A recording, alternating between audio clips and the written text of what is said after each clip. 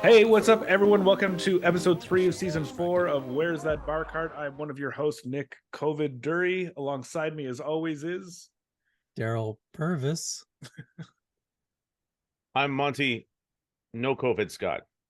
Monty married Scott, Mr. Monty Scott. It's finally official. Mr. Scott has been married. It's happened. I'm off the market. Ladies, I'm sorry. You've missed your chance. Bad news, ladies.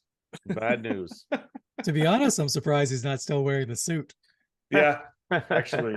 You look good in that suit. That was a nice suit. Thank you, buddy. I was feeling it. You know what? Well, first thing I want to say is it took me a little time to find the suit because I take a 48. Sure. And these motherfuckers make almost all of the 48s are in Euro fit or slim fit. And I'm like, there's no slim 48. Who is that? A football player? Who is the slim fit 48? It's just lunacy. Yeah, because I take either a size 36 or 38 pants, and there's always slim fit. And I'm like, come on. Yeah. Come on. What are we doing? We're past the slim fit age, I think. Yeah, it's hard though. Like all the good pants are slim fit, and it's man. Look, I don't think I should have to be embarrassed or feel bad that I'm not a 6'2" Norwegian that's 170 pounds. Is that? I mean, I know that. I mean, I've come to terms with it. You shouldn't feel bad that you're not Paul Meyerhog. You're absolutely right on that. Yeah, I mean, these are the cards we're dealt. Like, did I get Norwegian 6'2", 160, 28-inch waist? Did I get that? No, I didn't. So fine, but just give me a suit, you know. Do you own this suit now? Was this a rental? No, I own it. You own it. Okay. I'm actually renting it out. Oh, good. It's like Uber, but suitor. Yeah, suitor. Anybody need a 48 regular? 48 regular. It's a slim fit, though, to be honest with you. Guys, this is our new app, Suitor. Come on. Suitor. Yeah. Because like lots of people I know. Well, I mean, now that I'm older, everybody has a suit, but lots of people when we were younger didn't have suits. Yeah. You rent my suit. You dry clean it and bring it back to me. You can have it for $100 for the weekend. Yeah, it's $100 idea right there. That's that's what that is. SUIT_R suitor. I like it, buddy. I don't let any of my clothing sit still. You know what I mean? I'll always rent it out. You know what? This is 2 episodes in a row. We're just throwing out ideas for other people to take. Yeah, I know. Suitor. What's wrong with that? Monty, are we in a glow? Are we in a post-wedding glow? You haven't been on the you weren't on the podcast last week. It was the anticipation was rife for the wedding. Yeah, you know what? We're in a glow. We're super pumped. I mean, I've been in a glow. I've been like I say, I've really carried the wedding through five days. Sure. I haven't stopped. The bar is still open. Oh, the bar is still open. Good. We still got White Claws? No, I returned the White Claws actually, but I still got Johnny Black. I could not believe they almost drank all the alcohol. I bought I think $3,300 in alcohol. Jesus Christ. I did see one person putting it in their bag. Oh, really? Yeah, just taking a bunch of White Claws and putting them in their bag. Yeah, well, that's okay. You can take some carryaways. There was some marked up cans of White Claw like that were unopened, but I was like, has this been in Monty's golf bag? I'm not going to put it past that option. Well, buddy, I thought we were getting low, so I went into the golf bag. I was worried, so I had to bust out some golf bag ones. I got I think I bought 65 bottles of wine. Damn. 10 cases of beer, 12 cases of White Claw. Jeez. 3 bottles of Jameson. How much wine is left? I had actually about I think I returned 18 bottles. Oh, okay. They wouldn't take one because they said it was open. I drank it right in the store in their face. It's like, watch this then, partner. You don't want to take it back? Yeah, I'm driving away from here, but I'm also polishing this thing up. I smashed it in the back of the room and I left. This entire bottle of wine. I'll show you. What are you showing us, sir? What are you showing us? That is my favorite airport story. A woman was stopped from her bottle of vodka a 26er of vodka, and they're like, you can't bring this on a plane, and you have to leave it. And she's like, yeah, we'll clean up this mess. And she just pounded the bottle of alcohol and then immediately collapsed. Like she was just like, I was like, you guys like messes? Well, you just caused one. You pound the bottle of booze, collapse. So yeah. So I took all that back, and 3 40s of Jameson, 8 40s of vodka and gin, like so four a piece. I kept the gin. I drink gin. Of course you did. Of course you did. Yeah. I drink gin, so I can't really overbuy it. Sure. There's a constant inventory, is what you're saying. Yeah, it is impossible for me to overbuy gin. So I was like, listen, I'll err on the side of continuing to live beyond the wedding, and I'm gonna need these bottles of gin. Funny to say that. I was in Ottawa doing Absolute Comedy, staying at the Absolute Comedy condo. And there was a bottle of just like a tiny bit of gin sitting there. I was like, oh, Monty's been here recently, hasn't he? It's been a while. Nobody was pounding that gin. It must have been sitting in there forever. There's not much left, Monty. You don't leave a lot of gin. No, I don't leave a lot on the table. He must have got James Brown that night. The cake thrown over him, and he can't have that last finger of gin. Yes, hey, yeah. I'm like, I think he doesn't want the last bit of gin. Or he's asking for more bitters. I can't tell right now. Yeah. Yeah, we had bitters at the wedding. We had Limacol at the wedding. Limacol went missing. I don't know if somebody drank it or absconded with my Limacol. I think the same person that was packing the White Claws away packed the Limacol. Who was packing White Claws? I can't say, but I'll tell you after the. Obviously a comedian. No, yeah, 100%, of course. Oh yeah. Okay, it was Monty's mother. Yeah, she knew it. She felt the COVID coming on, and she's like, I'm pound a couple White Claws first. Yeah. We should get this out of the way. Like, and we'll move on because this isn't a fun topic. But unfortunately, a lot of people got COVID at your wedding. It's unfortunate, but it was a great time, and but some people got sick, and I'm one of them. Some other people we know, not you two, which is amazing. It's fantastic. Look, Nick, I'm sorry you got sick, buddy. It's okay, and, buddy. The make out with you on the dance floor was worth it. I think I'll take COVID anytime. Yeah, that's what I'm saying. We played Unchained Melody, and we both caught the bouquet. Yeah, we both caught the bouquet, and just the time was right. It was perfect. It was perfect. Yeah. It was.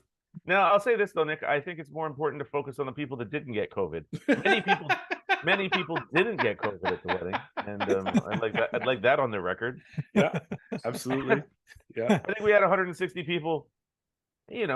Probably barely more than 40 COVID cases. What do you? So that's like that's only like a third. Yeah. No, that'd be a fourth. Yeah. 2/3 didn't get COVID. 3/4 didn't get COVID. No, okay, yeah, no, you're right. I see what you're saying with the 40 and the 160. Yeah, I know. But the entire thing was just an absolute delight to be at. I think for me, the line of the night was the first time you grabbed the mic and had to say your vows. I don't know if you had prepared that or if that was a spur of the moment thing, but you had a paper in front of you with the vows that you had written. And I don't want to steal your thunder. Do you want to say what you said? Do you remember what you said? Well, yeah, no, I didn't have it prepared, but I did because I listened to my wife Kira reading it. She read hers first, and then they gave me the paper, and it was like a long paragraph.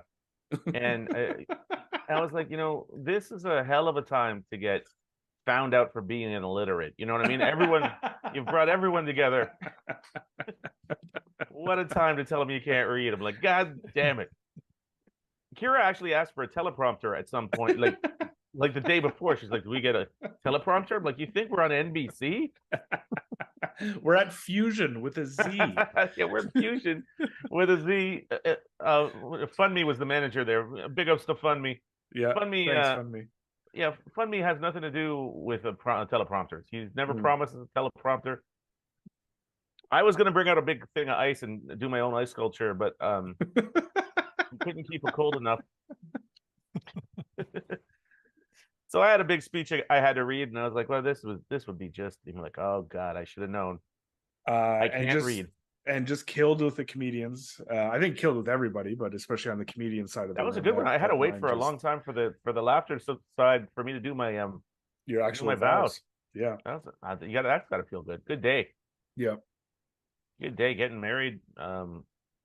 Killed one line anyway, yeah. Your first line. Mind you, on my I was doing a little speech at the end there. I got the light at my own wedding. Was Straight it up, was it sponsored by Absolute Comedy? No, I don't know what. Well, you know what? The photographer was gonna leave. Oh, okay. So they gave me the Jesus wrap up Christ. because we were gonna do our first dance. So they wanted us to obviously have pictures of the first dance. What did you guys think of the smoke machine, by the way? That was amazing. That was spectacular. What a touch. You should just buy that. I don't think you should rent that smoke. You just bring it out on the golf course with you. I'm surprised you're not sitting in smoke right now. Yeah. I totally should. First tee, just you can't even see the ball, yet you still stripe it down. That would be just firing it out of a cloud of fucking smoke. Yeah, I would love that. Just the ball coming out, nothing else. I can't see anything else. Oh man, that's the way to clunk somebody with a ball. Come out of a cloud of smoke. I'd like to do that all the time and come out with a blackjack table. Like come out of the smoke behind a blackjack table. Like to be honest, I can't. I'm kind of surprised Liv doesn't do that. Yeah, absolutely. The big smoke machine on the first hole. Yeah. Oh man, hell yeah. I love that smoke machine. That was very economical. It was not very expensive. The smoke machine. There you go. I didn't know they were so attainable. Okay. Do you feel like a different man? Do you feel different being married? Oh, buddy, I do feel like a different man. I feel like a man who doesn't have to plan a goddamn wedding. I feel way goddamn different. A man who the episode title. Weddings. I'm retired from planning weddings. Either that or because weddings are so fucking crazy. I'm looking at two white tigers. I'm like, should I bring them in? Should I not bring them in? You're like, will they get confused by the smoke machine? We're like, Can you imagine the smoke just starts off and after you just let two tigers come out of the smoke? White tigers.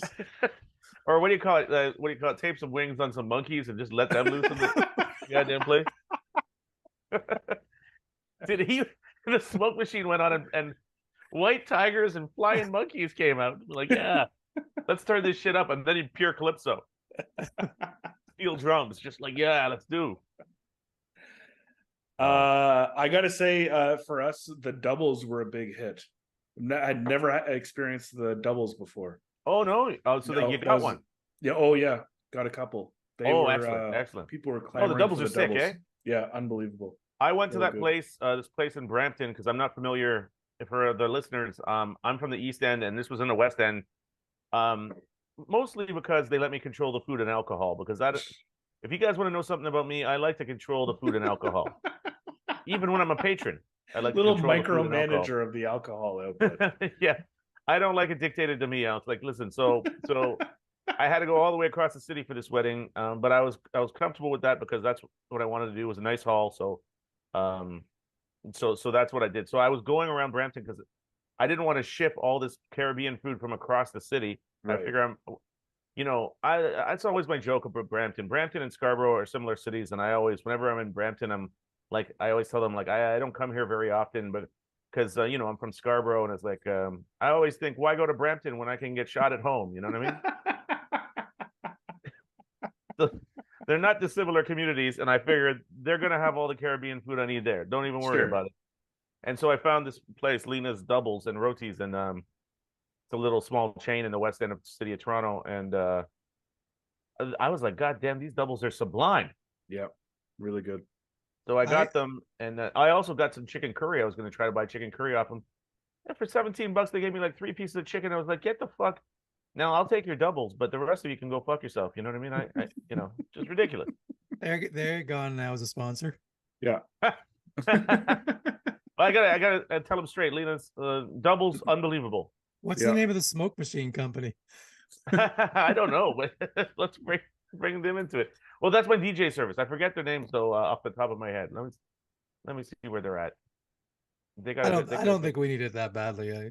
Yeah. That I mean, that we is need just- something, but we don't need it that badly, for sure. Yeah, we don't need that. We don't need a.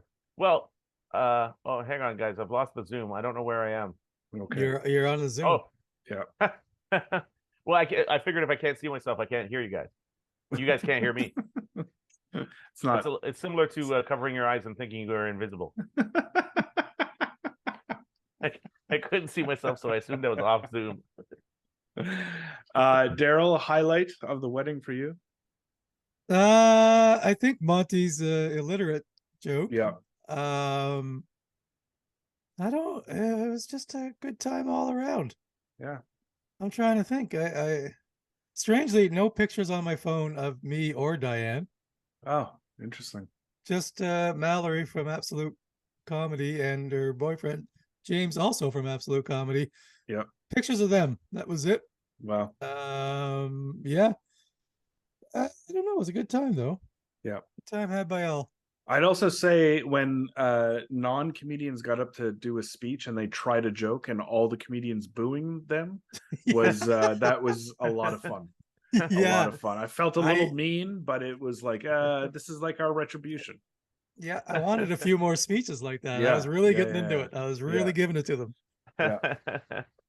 Yeah, that was great. Well, you know, one of my favorite parts of the wedding, guys, was for some reason there was confusion, and when they went to go for my ring, it was missing. Oh yes. Oh right. And it was the perfect amount of drama because it was 15 seconds of where's the ring? Yeah, your sister sprinting off into some back room. Yeah, where she could have been ripping the place apart. I was like, somebody call her off. If you don't call her off, it's like the hitman. Like she could be ripping the man's office apart. It could be half on fire by now.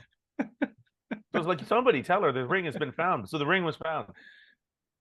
Yeah. It was strangely enough, it was on the maid of honor's finger where I guess she just kind of blanked on it and she's like, I don't have no ring. It's like, well, you know, you are wearing a ring on your thumb. And it's not like a woman's ring. But then she's like, I don't know, I do have a ring. Well, maybe she was just like, she's one of those people you got to ask twice. You know, this does sound like a very Monty Scott wedding. Yeah, because definitely with Kira, my wife now, she's kind of cagey. So if I say how much were the shoes, she's like $60, and I'm like, really? And she's like, no, they were $80. And I'm like, I still don't think I get into the bottom of, you know, it's just like she's trying to give me the right amount of lie to pacify. I think she's like now knows he's not going to be satisfied with the first answer, so don't give him. Sure. And then he'll probably stop at the second one, but make sure that's a lie too. So she's more or less she's bartering her lies. Yeah. I'll start at $20. Like, really? No, it's $40. Meanwhile, it's 120. You know, I don't. And I'm not telling the woman what to buy. If you know, it's her money. I'm like, listen, just be straight with me. It's not dissimilar to how you underestimate how many people got COVID at the wedding. You start at a low number and then just work your way up. Probably 5. I'm like, there's 5 of us here right now that have COVID. All right, probably 10. Probably 10. That's why you guys are made for each other. Well, I'll tell you this, and not everyone got COVID. I'll tell you that for sure. That's for sure. Yeah. So far, so good over here. Yeah, 2/3 of this podcast did not. Didn't get it. Yeah. Well, you know what? Now I'll be honest with you guys. As I told you, one of my main focuses was control of the food and the alcohol. Yeah. And we liked the look of the hall. You guys liked the look of the hall. It was very nice, great. right? Yeah, really nice. But I'll be honest with you, I did not check on the ventilation at all. You didn't do an HVAC sweep? I did not do an HVAC sweep. I mean, I assume it has average ventilation, but it seems like possibly below average. I'm going to go on a limb and say the smoke probably keeps the COVID down. The smoke had COVID in it and just disseminated it. I bet you the COVID would want to rise to the top of the ceiling, but the smoke just pushed it to everybody's nose level. The smoke machine was entirely filled with COVID water. Like, maybe you shouldn't have done the COVID spray. Maybe that was a bad idea. Well, you know, maybe. Who knows? I thought the smoke would kill the COVID. Sure, you would think, but I didn't know COVID was still going. Like, really. I wasn't even. You know what? To be honest, we never thought about it really once, because my only thought was like, hopefully there's not like some sort of issue where all of a sudden, COVID's like much more prominent, and then it's before the wedding. right, yeah. I didn't really think that we would be trying to kick off a new wave of COVID. Well, I think it's just bad timing, honestly, dude. I think it's like just crazy bad timing. That's it. Like the wave is just kicking off, like literally probably the weekend of your wedding. I blame Taylor Swift for this, because her tour pretty much all of a sudden there's a lot of COVID. It has to be Taylor Swift. Has to be. Yeah. Oh well, I mean, I got to tell you, every third person in there was a Swiftie for sure. That was the entire DJ crew, Swifties, all Swifties. There's more Swifties than doubles in there. Are you kidding me? I assume you've not been golfing, Monty, since in the days since the wedding. No, man. I told you, buddy. I'm married. Yeah, that's it. It's over. No. Throw out the clubs. It's not. No, it's not over. But I don't think I'm gonna be able to hit a ball with that goddamn wedding ring. Yeah. No, Yeah. You take it off, bud. Well, Daryl, can you put it around one of the clubs? Just put it over the club. No. No. Oh, No. you know what I got to get? I don't know. I'll tell you guys on this. For rings wise, I'm becoming a more bejeweled man as I get older. Oh boy. And to golf, I think I'm gonna get a mannequin hand for my car, and I'll just put rings on that when I go to golf.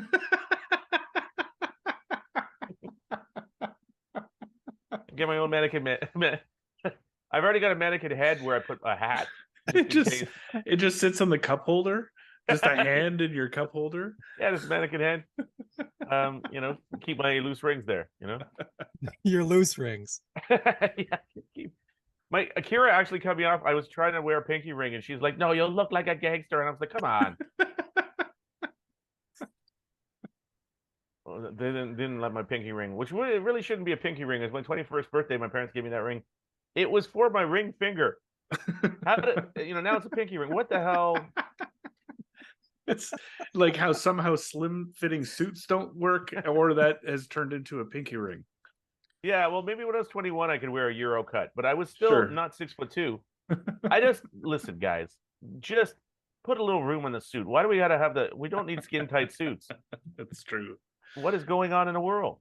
Yeah, we're not all built like Nick Reynoldson. Yeah. You can't, Hey, listen, you want a slim fit option? Go right ahead. Yeah. Surely you can't put that as a goddamn obesity epidemic in North America, and you're making nonstop slim fit suits? Drive me crazy. I had one guy who kept telling me I was a short. Oh, really? And I was like, I am actually not, because my legs are short, but my torso isn't especially. So I actually take a regular. Okay. But I'm not bragging here, guys. I'm not trying to bang you or anything. You know what I mean? I'm just saying. You are a married man now. I'm a married man. There was a time to bang. I'm not trying to impress anybody that I'm wearing a regular, but I make it into a regular. I am legit. A regular fits me. This guy just kept telling me a short fits, and I swear to God, he was trying to put me in a suit. I think he was going to get rid of 48 shorts, because God, those are a rare one, right? That would be a fun wrinkle to change in the podcast, because we've talked about small format changes and not having guests all the time and this and that. But if the podcast somehow morphed into Monty's trying to bang one of us, when am I going to say the right thing to crack this code through Zoom, no less? He's not even in the same room.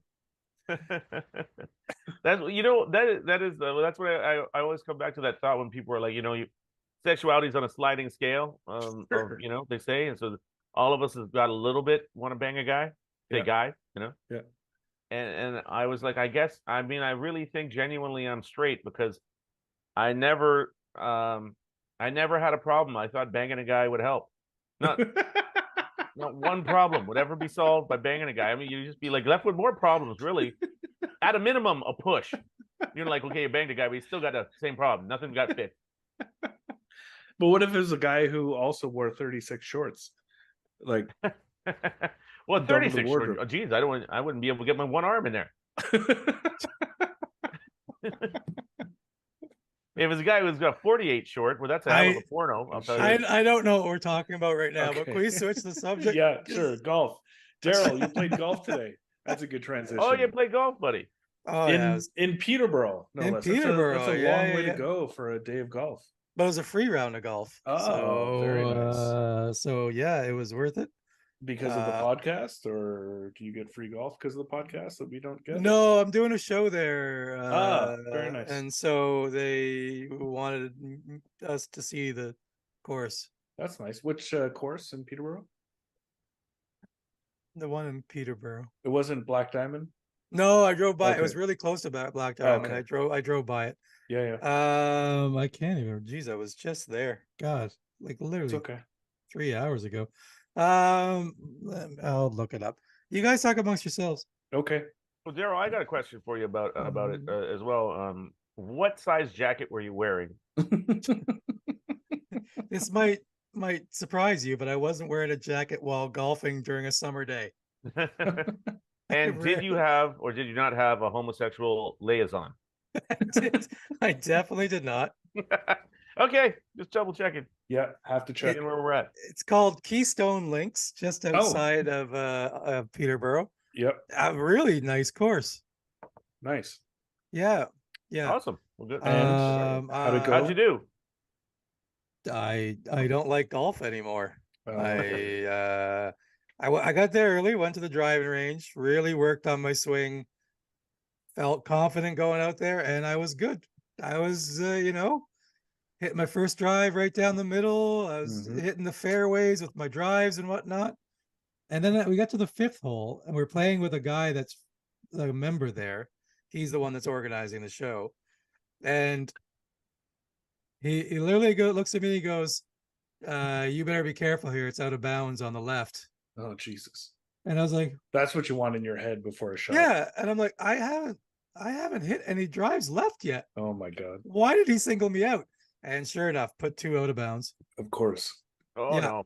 Yeah. So it was, I was only like 2 over after 4. And then I was like, you know what? I got things figured out a little bit. I bet you I'm going to be low 40s in the front. I think I was 49, 50, something like that. Damn. It was after that hole. Yeah. Oh, that. And then the next hole, I was still kind of in my head. And I really just duck hooked the ball, par 3, duck hooked the wedge into the woods. Damn. It hit a tree, bounced into a water. It just couldn't have been any uglier. Oh man. So yeah, I went from like 2 over after 4 to something like 9 over after 6 or something like that. Damn. Well, buddy, your head, you got to stay out of there. Yeah. Yep. And then after that, I was just in a funk after that. So yeah. I was in a funk much this season. Yeah, no, that's what I was saying. We were talking. I was with Jason, the owner of Absolute Comedy. I was like, remember when I used to be a good golfer? And he's like, yeah, and you used to hit the ball a lot further. And I was like, yeah, I did. Because I was noticing that, like, if I hit a good 7-iron, literally last year, I was comfortable hitting a 7-iron from 160, 165. Damn, that's a long way. Yeah, now I'm hitting it. I'd probably be comfortable around 140. Interesting. Yeah, I've lost that much distance on my irons. Wow. You can't be like your furthest 7 is a 140 though. I mean, it's not much more. I'm hitting it from 150, 155, and I'm not getting to the greens 95% of the time. Damn. Even if I hit it well. And I'm like, I don't know how I've lost 10 to 15 yards on a 7-iron, for God's sakes. Yeah, that's a lot. Maybe you got to stretch. Might be stretching. Might be stretching. Elasticity. But mobility. I was at the driving range. There's no reason to not. But I mean, like, you know what? A few more times at the driving range. I'm close. I know I'm close. It's just slowing down my backswing. I talk about this every episode now. I feel just trying to slow down my backswing, and I was doing that until I got into he got into my head, and then it was just terrible from there. And my whole swing. I mean, my driver is way better now. I'm not saying I've fixed my driver, but I'm a lot closer to it. I'm just not hitting it for distance, but I'm getting it in the fairways a lot more because I've closed my stance. So it's harder for me to pull it. Oh, I see. Yeah, that makes sense. So yeah. So I mean, and now I'm not hitting it long, but I'm hitting it fairway or fairway adjacent. Yeah. That's pretty great. Yeah, so but then the irons are where everything really falls apart. You must have lost your confidence. You're just probably not swinging hard enough. I think we talked about it last episode. I'm a guy who needs to practice a lot, and I'm not practicing a lot, and that's why I got there early to try to hit some balls, um and I came out of there hitting the ball a lot better for the first 4 holes because I was doing what I did on the driving range, just slowing my backswing, nice easy swings, and everything was good. But then once I got into my head, then it was back to swinging way too hard and falling apart. So yeah, 97 today, and I can't believe 2 years ago I shot a 78, and now I can't break 95 anymore. Yeah. Oh yeah, it's gone. Yeah, I was shooting 78 to 82 pretty much every round, and now it's I'm a 25 handicap on a good day. That's got to be really frustrating when it starts to go poorly for you. It really is, and it's the same thing. Like I started off well, and then you just like, here we go again, another quad, and the temper's back. That's the worst part. The temper's back, and I'm like playing with the guy who's booking us for this comedy show, and I'm like, gotta be on your best behavior. And I'm literally at one point, Jason's like, do not snap your driver right now. That's literally what because I had it over my knee, and I was like, oh my God. Yeah. And it's funny because I was playing with Colin O'Brien, who is a really good friend of mine, and we've only ever played golf once, and I was in a mood. Yep. He was trying to crack jokes, and I just gave him a look like I feel bad because I was like, no, this is not when you talk to me. Just let me go clear my head. Yeah. And, no, I think it's important to threaten Colin occasionally.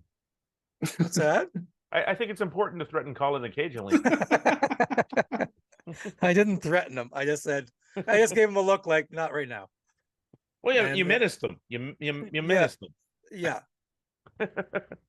Well, it was. I mean, it feels like I'm a lot closer now, even though I shot a 97. But but at the same, I think a big part of it is your confidence. My take. Yeah. I think I would you're agree right with that because my head just I get into it too quickly now. But I kind of went, I don't think I want to play golf for a while. Damn. So I'm playing 3 weeks, so that might be my next round of golf. I say that, but then someone will say, "Hey, do you want to play tomorrow?" And I'll be like, "Okay." Right. I'm gonna play next week. I'm gonna play all next week. Yeah. Me. I got. There's room for one in my foursome. I got 2 white tigers, and and we got one other. The white tigers will take their own cart and a smoke machine. They got the smoke machine in the back. I'm gonna get this thing done. But I tell you, Daryl, for my season, first of all, Daryl offered to hug me during a round this year, which is amazing. So he found I was being particularly angry, which I have been.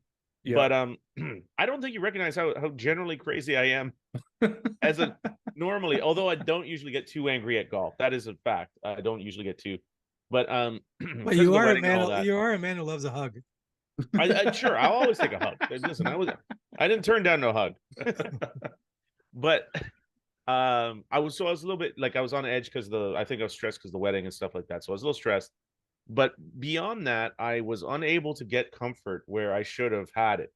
Where I'm talking about like a 25-yard little pitch, or like a little 8-iron, essentially putting an 8-iron. Little bump I can usually do those real well, and I mean, it doesn't have to be perfect, but I found myself putting those halfway a lot. I found myself, my touch was just didn't feel right. Like putting, many times I putted, I'm like, I have no idea what's going to happen.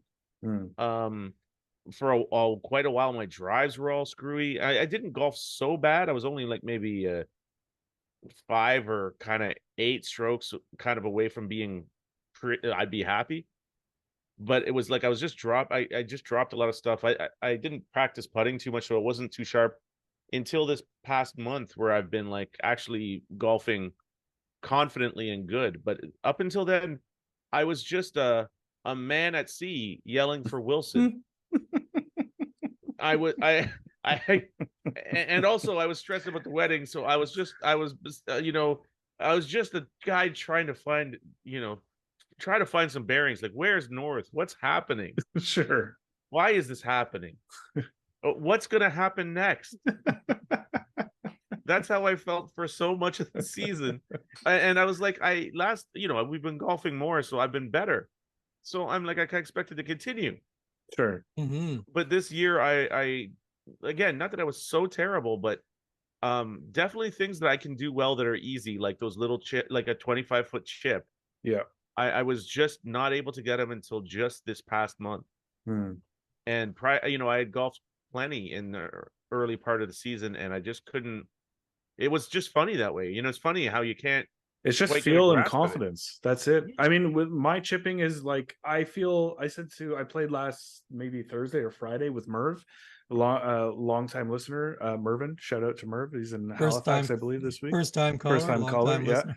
And all of my chips or pitches are going 20 feet past the hole. Like, I have no depth perception for like how to and everything. And now it's in my head, and now I'm trying harder, and I'm fucking up more, and it's just feel and confidence. And but it ebbs and flows. Like, you don't just have it and then you're just good at it. It's like, no, I got to work my ass off at this all the time. Yeah, right. I mean, well, especially someone like you who's a good golfer, and you've golfed so much that you'd be all of a sudden you're just, for some reason, you're long. Yeah, you're just like, I got no sense of this, and I'm going to squeeze the club a little bit harder and try a little bit harder, and that usually fucks everything up. And yeah, it's great. But I mean, also, like, I think for you, Monty, we've talked about this maybe on the pod, but like, I was just thinking of going through the holes of 4 Seasons. It's a very short course, but it is by no means easy. Like, I'm trying to think of the actual easy holes on that golf course, and there's not many. So the course you're playing the most frequently is a very challenging, very tight course to play. Yeah, no, it is for sure. And it's like, you can it really takes precision. Yeah. And when you don't, but when, like, I'm a pretty good, my short game is pretty good. And for me to be like again, a 35-foot little chip where I'm gonna hit an 8-iron and just essentially putt it. I don't have to be right next to the hole. I don't expect to be a gimme, but I don't expect it to be, now I'm not even on the green, or to do that often. Yeah. It's one thing I do expect I'll do that once in the game. I don't expect to continually do it. It's or generally putting, I'm pretty good. But well, it's just, I was going to say, Daryl, thank God I don't really require a lot of practice with everything. Because I won't. Yeah. And I would. If there was still a driving range at Vic Park and Danforth, I'd be over there every day. Right. I'd get a season's pass. I love to practice, but we talked about it last week as well. I just don't have the facilities nearby, which is unfortunate. Well, I tell you what, buddy, when you're talking about Scarborough, the city of Scarborough, you got to make your own driving range. You just start hitting. Parking lots, movie theaters. Yeah, we do a lot of stuff in parking lots. You can just hit a ball right against the wall. Watch out for yourself, I might just go to the bluffs. Just start hitting off the bluffs. Hit off the bluffs, take out some ships, or just hit into a goddamn housing complex. What's the difference? You'll never get those balls back, but I guess you can slowly go around and be like, "Hey, there's balls, guys," and trying to make it out like you haven't been shooting into their complex. And be like, I'm just picking up balls. I don't know where. But I'm not one to practice much, and I don't usually need like a bunch of practice. I need, obviously, I definitely this year, but usually I could use more than I've done because I've rarely done much. But yeah, I definitely don't need. I don't feel like I need to be like I got to hit 1 million balls or practice anything, or even comedy or whatever. It's good to stay in a degree of practice, but I don't feel like I have to constantly be doing it. Right. But like I say, I'm sure I'd be better. Sure. Like I suppose we're entering the fall season. I love fall golf, actually, in Ontario. Fall golf is fantastic. So hoping to get out. The 3 of us still have yet to play, which is preposterous. We didn't play? No. I mean, Daryl, we all were in 3 separate groups during your bachelor party, but we didn't actually play together. Holy shit. Well, guys, let's play next week. Okay, I'm good. Let's play next week. I tell you though. Oh yeah, and we have some opportunities to play. I don't mind the fall season. You know, people left 3 umbrellas at my wedding. Oh, so I'm set up for fall.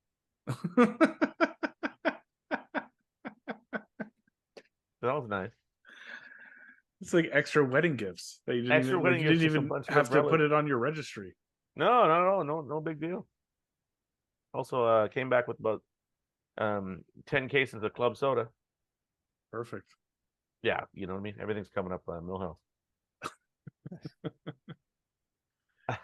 but so you think has it just been this season, Daryl, that you're having these issues? No, it started last season, at the end of last season, I'd say. But it's just been getting worse and worse as the season's gone along.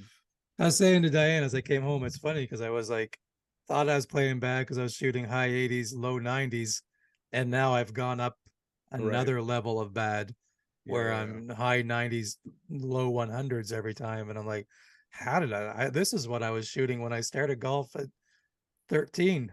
Well, how am I back here? Oh man, well, if I go up 10 strokes, I'm going to tackle a cop probably that season. Where are you playing that there's cops on the course? Just Fallout. He got tackled by a golfer. The golfer looked impeccable. He had these amazing Under Armour shirt and shorts. He was fired up. He was wearing a Panama hat. He attacked him. We had to put him down. Once he got shot at golf by the cops. We had to put him down. He was like a rabid Panamanian in goddamn Under Armour. A well-dressed rabid Panamanian. Pandemanium? Pandemanium. Panamanium. I think someone from Panama is called a pandemic. I believe we're called pandemics.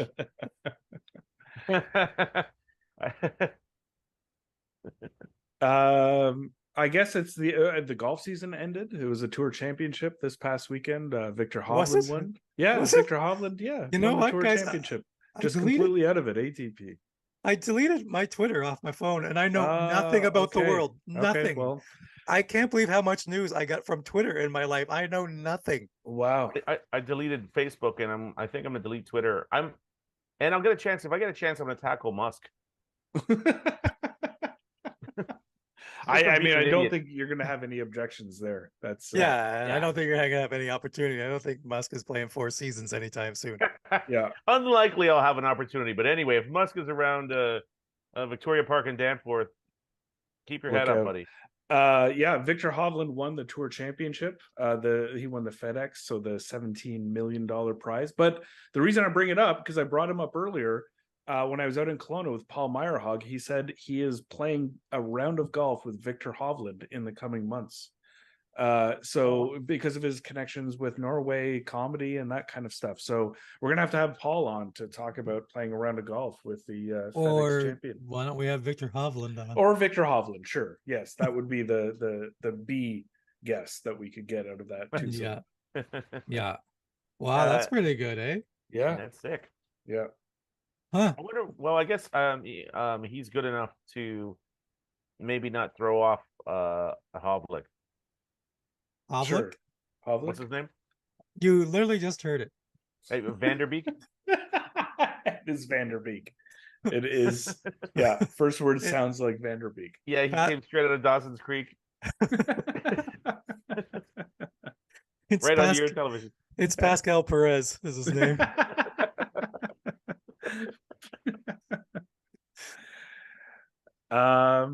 Yeah, do we have any other stories? Do we have any? What's going on with your golf clubs? The irons. Oh, I think I have a plan in place. Monty, you missed last week, but I'm I'm buying some irons online without hitting them through an online like straight to consumer company called Tacomo. I'm going to buy the 201s. I think I'm going to go to Modern Golf at some point in the next month, get fitted. Then I'm going to send my specs in, and then I'm going to get new irons. Then I'm going to spend the fall, once the season ends, I'm going to go to simulators and get used to them, figure out all the distances, and then be ready for Myrtle Beach in January for the Bull Moose trip and debut the brand new Tacomo irons. That's my plan. Nice. Yeah. Hell of a Great, but plan. you need new irons, I think. Yeah, it's time. It's time. The 855s. If you believe in the progress of mankind, sure, yes. then you must need new iron. Yeah, I would say so. So that's my plan. I'm gonna work them out throughout the fall, and then debut them at Myrtle Beach, and then what will you be wearing? Oh, I'll be wearing a lot of red because I am the assistant captain of Team Red. Okay. Yeah. So very much looking forward. I like this. I'm just glad that you didn't get Monty to plan this for you, because that's a lot of stress for him. Oh, buddy. Oh no, I can't do it. There's no way. Guys, I've been on an IV since the wedding. Of alcohol. Yeah. And Limacol. And Limacol. Yeah, it's been a Limacol IV. And yeah, I'm still going, but I'm unwell. But I feel better. I might even do my taxes soon. Wow. Amazing. Forget about it. Great. I'm captain of co-captain of assistant captain of Team Red. Yeah. Assistant cap. Yeah. A lot of responsibility. A lot of responsibility. Yeah. I would like to make that trip. That sounds fun. Yeah. We're going to get you down there. There's some, as I've said to you, I won't get into any details, but there's been some discussions. Unfortunately, Daryl won't be able to join us on the trip, but there's been discussions about making this a dangling little carrot for you to ensure that you come down to Myrtle Beach. I'll be playing golf in Dominican Republic. Yes, though. Absolutely. That's great. Mm-hmm. That sounds fantastic. Yeah. Yeah. But I tell you what, Horsey likes carrots.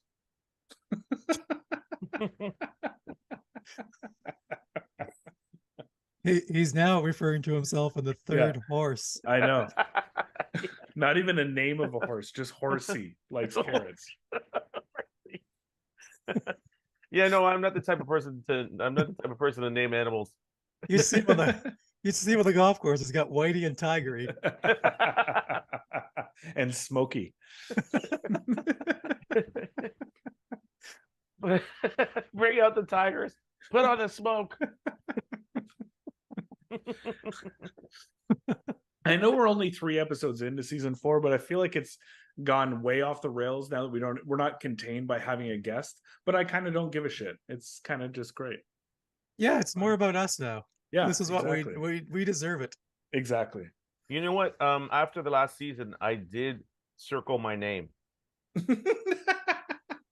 Just on a piece on my board, I circled my name. Sure. And I was like, yeah, time to be more of this. And then he crossed it out and he put Horsey. Horsey, we need more Horsey. And then Kier came home with a bunch of horseradish, completely confused. Horsey's confused. Well, you know what? Obviously, we started this podcast because we love talking. We love talking shit. We love talking golf. Yep. So, you know, as many amazing guests that we've had. Yep. Yeah. I mean, our plan was to do 3 without a guest and then 1 with a guest, which means we need a guest for next episode. So, I mean, Nick Reynoldsson, Barry Taylor. I want to get Nick on. Nick is like getting the bug. I want to find someone who's like starting to get the bug at golf because he's like really, really into it. So I think he's going to be a great guest. And we haven't had Barry on either. So, yeah. Both those guys are playing more golf than they. Nick has, you know. Look, I think it's this podcast. You know how many comedians come up to me and talk about golf now, or they post a bunch of stuff about golf? Like people are. No, I got people showing me their swings and green rooms and stuff now, and I'm holy like, shit! People are begging to be on this podcast, and I'm like, you preeminent Canadian comedy golf podcast? Is that what you're saying? I feel like we always were. Okay. Yeah. Well, you know, I've given quite a few people advice to practice entirely blindfolded until you start really hitting that ball, and then you know what I mean. It's more like a Jedi training than it is a golf training. But once you can do it blindfolded, that's it. Yeah. It's that famous saying, if you can dodge a wrench, you can dodge a ball. You know. Sure. Yeah. Absolutely. I would love to throw wrenches at Monty while he's on the driving range, wearing a mask or a blindfold. Just. I tell you one thing about me. I don't know if the audience knows, but I'm quite a dramatic man. I can't really help it. And if you hit me with a wrench, I will scream. Probably, I'll be like, ah! You know, I'm a big. That's what you're like when your ball goes in the bunker. So I think you're probably gonna be a little bit more dramatic when a wrench. For sure. I can't help it. I won't just suffer in silence. A real dramatist. You're the Laurence Olivier of Scarborough. Oh, sure am. On my knees, screaming at the sky. You know how it is. Horsey! Oh God, no. Thanks everyone for listening. We'll see you next week. Hope you're still playing well out there. And nice to congrats, Monty. The wedding was amazing. It was fantastic. Oh, thanks. Yeah, and thank you really pulled it off. You really pulled it off. That pleases me to the bottom of my heart. Now I will go back to lying down. Get that intravenous put back in by the street. Put it back in the vein. Right. Thanks, everyone. That was what the late Henry Longhurst used to call the tradesman's entrance. Now, you know, it doesn't count as the tradesman's entrance if it goes in the side. Only if it goes in the back.